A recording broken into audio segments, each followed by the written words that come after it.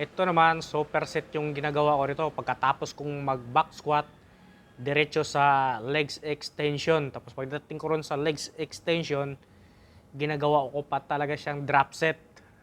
Ganun ko pinapahirapan yung legs ko kagahapon. Ganun pa rin yung technique na ginagamit ko, parang full range of motion, tapos post rep doon sa dolo, squeeze sa itaas. Ano ba talaga?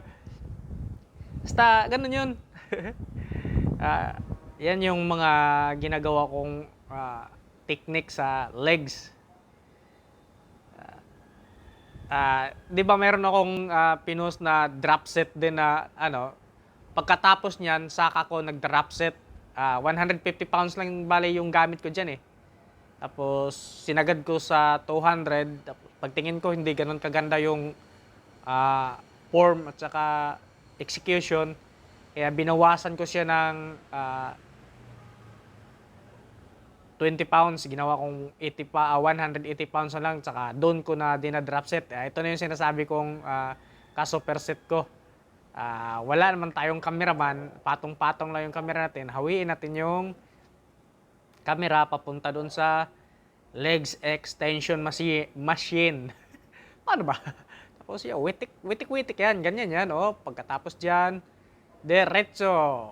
Let's go! Adjust sa bigat. Ganyan, buwelo. Pagdating kasi sa sa repetition, hindi na ako gaano nagbibilang ng reps.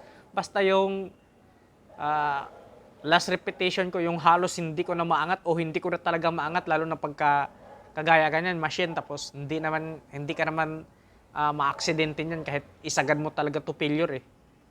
Yun yung ano ko. Pero pag sa back squat, ayoko talaga siyang isagad to failure. Kasi walang squat track dyan sa pinagbubuhatan ko na gym eh. Mahirap isagad mo yun sa to failure kasi talagang failure talaga abutin mo doon. Aksidente abutin mo. Kaya ginagawa ko lang yung to failures every set pagka ganitong mga machine. Na hindi ka ma-aksidente kahit sabihin natin di mo na talaga maangat yung last repetition mo. Last ref. Ano ba yon? Parang refrigerator.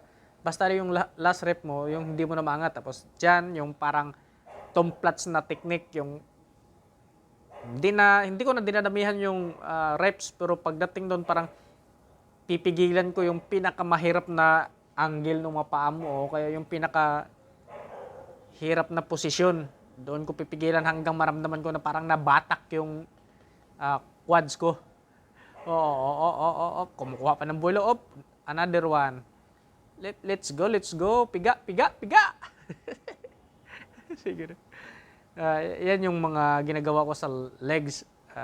Ayun na nga, sabi ko sa nauna kong video.